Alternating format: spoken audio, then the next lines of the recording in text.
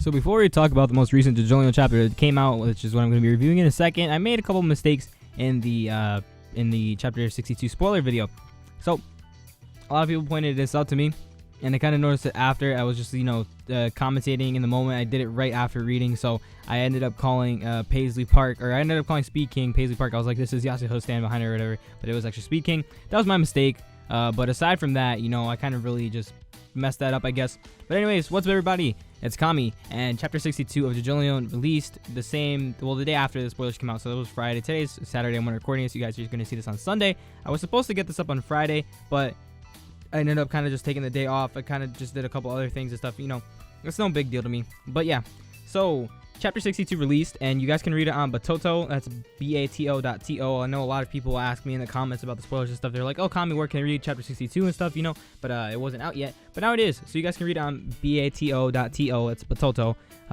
It's completely free. You can just make an account and sign in, or if you have a Twitter, you can sign in with that, and then you can read all the manga that they have on the website. They have all the JoJo parts colored that are up there, except part 5. Part 5's colored stuff isn't done. But they have all of the color stuff that is released on Batoto. They have all the other parts of JoJo, on Batoto. There's a bunch of other manga and stuff, so I recommend using Batoto for reading. JoJo, primarily is pretty much just the only thing I read, and then I read One Piece whenever the chapters come out. But yeah, so chapter 62, right? It starts off with Josuke continuing to run. He runs past a shoe store, which I thought was kind of funny. He picks up like a pair of sneakers, puts them back on, because, last chapter he got his shoes ripped off by the lady that was chasing him. And, he's just running and stuff, and he starts to realize, hey, I'm surrounded by a bunch of people. This is not a good idea, because now I don't know who the hell is going to be chasing after me in such a crowded area. I don't know who's my enemy and who isn't, so he's getting chased. There's this one girl that starts chasing him, and she gets run over by a motorcycle, and it's like real gruesome. It's like, oh, gross. She just got run over and killed. And then some other guy starts chasing Gappy, and he's like, shit, they're cornering me. So he jumps over like a bunch of bike racks, and then he jumps over a fence. And there's another guy that chases him there, and he gets the bike handle stuck in the guy's hand, and then the guy's face gets stuck inside of the fence, and it's like crazy.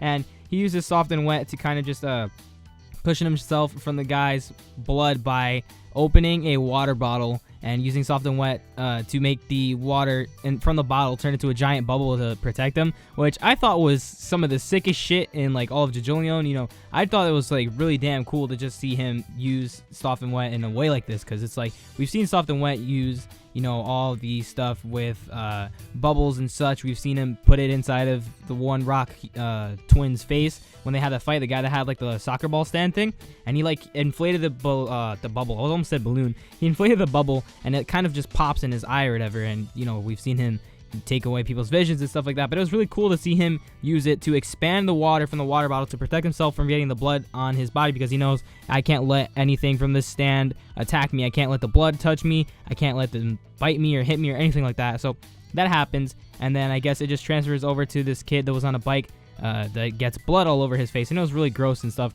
And what he ends up doing this time is he puts a bunch of bubbles inside of the dude's mouth to kind of just like puff his cheeks up so he doesn't spit out blood on him. And then he gets the bike.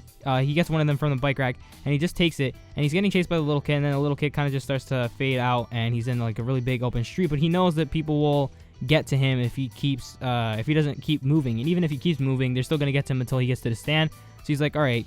So then Yasuho looks at the tooth inside of the bubble. She finally finds it. She tracks it and stuff, and she uses Paisley Park to kind of go in, and this was a really good panel for Paisley Park. It looked really damn cool when it's actually sitting there getting the tooth or whatever, and it's cracking like the safe open or whatever, and it's finding a bunch of data, and it gets the prints of the teeth that match up with the teeth that were inside of the bubble.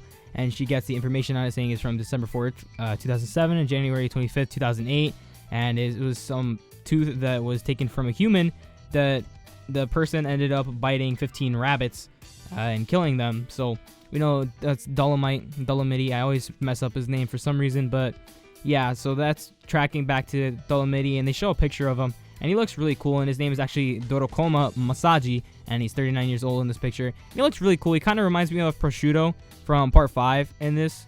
And after that, she's like paying attention to the tooth or whatever. She notices there's dirt on the tooth and all the blood and stuff on it. She's like, okay, this hit the ground before it got here inside of the bubble. And then she's trying to check the dirt so that she can locate where the stand user is, and she's like, all right, I can actually see where it's from now. and me and Josuke can find it, and I can tell Josuke how to get there, and he can win. And then when this happens, we get the spoiler preview that I kept saying was Paisley Park when I meant to say Speed King, because, you know, errors happens. I'm a human. And Yasuho passes out, so thank God she doesn't die. You know, I was hoping she wasn't gonna die, but she kind of looks dead, you know, just like those like white eyes and stuff, you know, with manga and shit. You see somebody that, unless they're like blind or they have some crazy eye power like, you know, Naruto, and they've got the Byakugan, you see somebody with like just pure white eyes, you're probably gonna think they're unconscious or dead. So luckily Jobin didn't kill her, and when he goes over her body, he's like, oh, it's my little brother's girlfriend. Her name is Hirose Yasuho, and he's like, hey, she's connected to Josuke, and she's a stand user, and that means the person that's connecting them is my dad, so I can't kill her because then my dad will get suspicious of me. And he's like, whatever, I got the tooth, I don't need to do anything. So Jobin right now is trying not to have Norisuke be suspicious of his actions while he sits here and does his dirty work with Josuke and handles what he wants to do. And then he throws the tooth into a gutter, and he's like, all right, now Dolomiti is invincible, nobody can track where he is. And still, my dad doesn't need to know a thing. He has no idea that for the future the Higashikata fruit parlor, with the way I do things, the Rokakaka is vital, is what Jobin says. So now we have our goal of Jobin wanting the Rokakaka. Like, we know what he wants out of it now. We know that he wants to use it to better the family business. Now, how exactly is he going to do that with the Rokakaka? We don't know. That's probably something we'll find out soon. But now we know why he wants to get the Rokakaka. So we have one step closer to figuring out Jobin's true motives and how he's going to do things. So with him wanting to take over the fruit parlor and the family business is what it seems like, because he wants to get the Rokakaka so he can do so. I'm wondering if he's going to get his mother involved in this and she's going to join into the family business, and that's where things are going to happen. Of course, once Norisuke finds out what's going on, if he does find out what's going on, then I think there's going to be a conflict between him and Jobin, and that's going to be Jobin's point where he's going to just decide to fight his father, or maybe the mother's going to fight the father, because I doubt that Jobin wants to fight his father, considering he's saying that he doesn't want him to find out what he's doing, and as long as he doesn't know what's going on between Jobin and getting the fruit, then everything is okay. So JoJolion is at this midway point where like the story's really picking up. I kind of was hoping that a death would happen. I didn't want Yasuho to die, but if a death does happen, you know, a lot of shit is probably just gonna hit the fan and things are gonna get crazy in the next couple of chapters. So that's what I'm hoping for of the next couple of chapters.